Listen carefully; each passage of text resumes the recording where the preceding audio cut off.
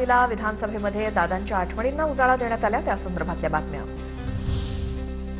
माझ्याकडे ब्लॅक बॉक्सचा फोटो आहे, किती जळलाय याबाबत माहिती आहे। तपासात काळबेरं झालं तर सरकारला महागात पडेल। दादांच्या विमान अपघातावरून रोहित पवारांचा इशारा।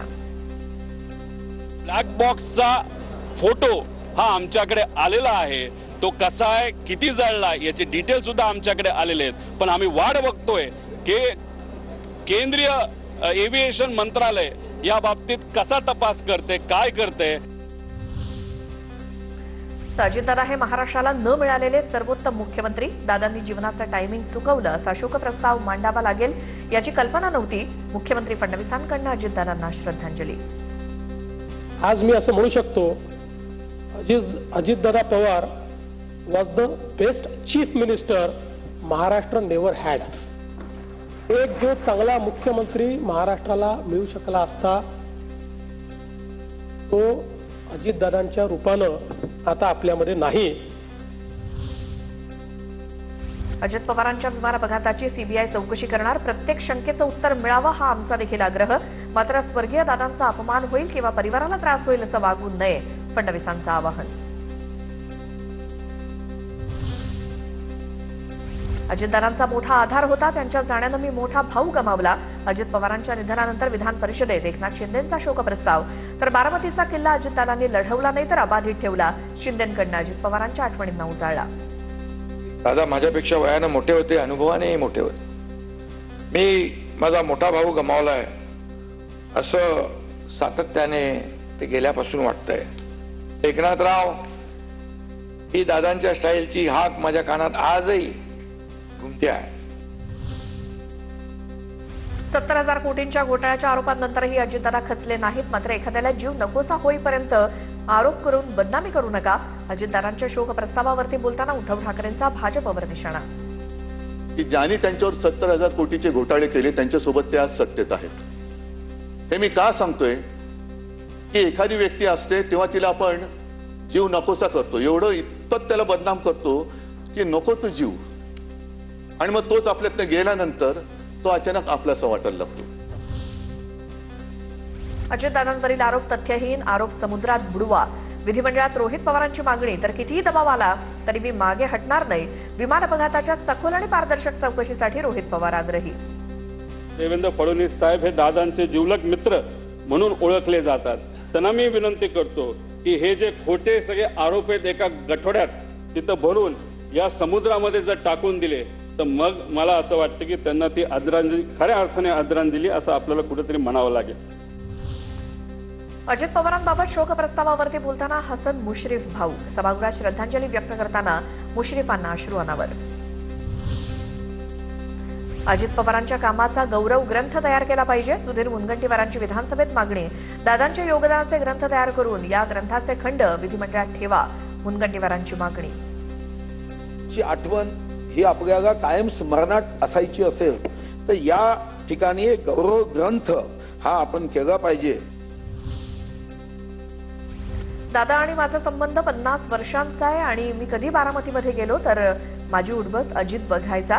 आज अजित आपल्यात नाही यावरती विश्वास बसत नाही, पण आपण त्याच्या 75 वर्षाच्या वाढदिवशी भेटलो असतो तर चांगलं झालं असतं।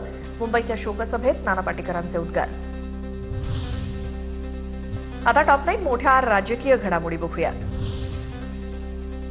विलिनीकरणाच्या प्रक्रियेत मला कोणी विचारलंच नाही तर मी का बोलू, आव्हाडांची प्रतिक्रिया। तर शरद पवार निवडणूक लढवणार असतील तर प्रश्नच संपला, राज्यसभेच्या जागेवरनं आव्हाडांचं वक्तव्य। विलिनीकरणाच्या बाबतीत मला काही बोलायचं नाही, कारण का संपूर्ण प्रक्रियेत मला कधी समावेशच केला गेला, जी गोष्ट मला माहितीच नाही त्याबद्दल मी बोलू कशाला। मोठे नेते वेगवेगळ्या ठिकाणी अडकल्यामुळे आलेले नाहीत, महाराष्ट्रासाठी महाविकास आघाडी म्हणून एकत्र लढणार। बैठकीतल्या गैरहजेरीवरनं रोहित पवारांची प्रतिक्रिया। बरेच मोठे नेते वेगळ्या ठिकाणी अडकलेले असल्यामुळे आणि माझ्यासारखा छोटा नेता नाहीतर कार्यकर्ता हा दिल्लीत अडकल्यामुळे त्या बैठकीला आम्हाला तिथं येता आलं नाही। पण याच्या पुढे आम्ही एकत्रित महाराष्ट्राच्या वतीने लढताना आपल्या सगळ्यांना बघायला मिळेल। महाविकास आघाडी यापुढे देखील एक असेल। आम्ही महाविकास आघाडीचे घटक आहोत आणि राहू, आव्हाडांकडनं स्पष्ट। तर कालच्या बैठकीला हजर राहण्याची जबाबदारी माझी होती, आव्हाडांची प्रतिक्रिया। मीटिंगला उपस्थित राहण्याची जबाबदारी खरं तर माझी होती। मी माझ्या काही वैयक्तिक मीटिंग्समुळे येऊ शकलेलो नाही, त्यामुळे उगाच गैरसमज पसरले गेले. पण आम्ही महाविकास आघाडीचे घटक आहोत.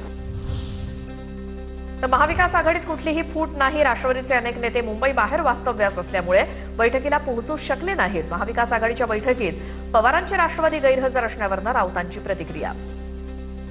पवार साहेबांना अचानक इस्पितळात दाखल केल्यामुळे जे आहे तशी माझी माहिती आहे. या विषयाची आता फार अजिबात फूट वगैरे नाही. फूट कसली नाही पोहोचू शकलं कोणी. बरेचसे नेते राष्ट्रवादी काँग्रेसचे मुंबईच्या बाहेर वास्तव्याला असलेले आहेत.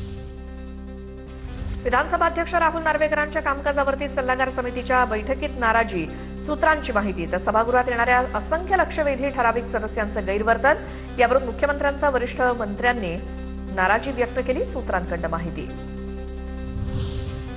उपमुख्यमंत्री सुनेत्रा पवारांकडून विधान भवनात विधानसभा अध्यक्ष राहुल नार्वेकरांची भेट.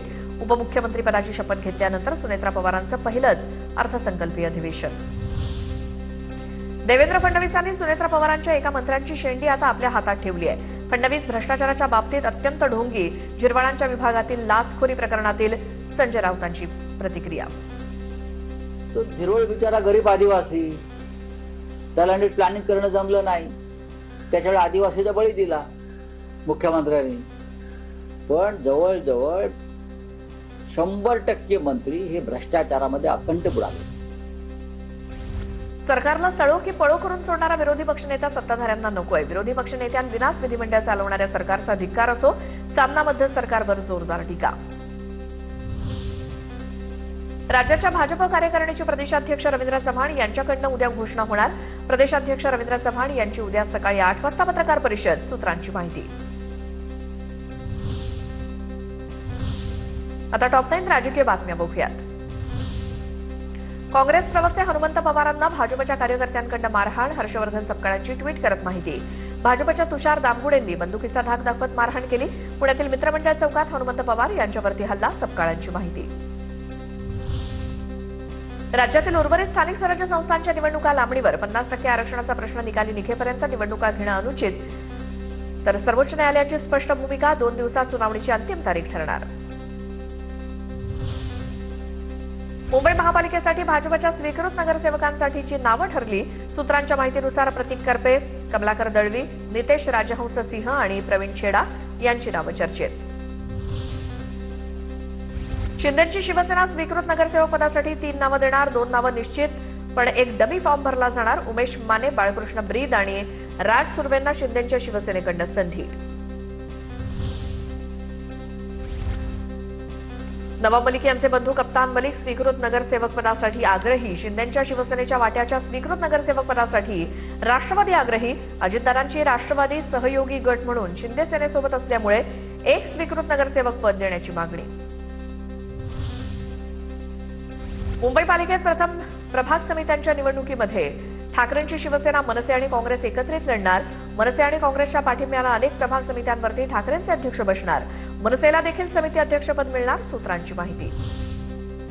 उद्धव ठाकरेंनी विधान परिषदेवरती जावं. राज्यसभेत काँग्रेसला संधी द्यावी. हर्षवर्धन सपकाळ यांची मागणी. तर राज्यसभेत काँग्रेसची ताकद वाढवण्याची आवश्यकता. सपकाळ यांची प्रतिक्रिया. तर विधान परिषदेच्या निवडणुकीमध्ये उद्धवजींनी पुन्हा सभागृहामध्ये महाविकास आघाडीच्या माध्यमातून जावं आणि राज्यसभा जी आहे या राज्यसभेमध्ये काँग्रेसला त्यांनी संधी द्यावी अशा प्रकारची आमची विनंती.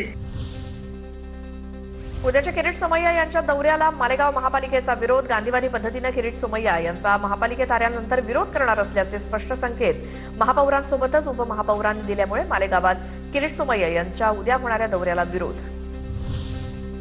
पुण्यातील मुंढवा जमीन गैरव्यवहार प्रकरणात आरोपी दिग्विजय पाटीलचा अटकपूर्व जामीन अर्ज मागे. अटक होण्याची शक्यता. दिग्विजय पाटील अमेडिया कंपनीत भागीदार.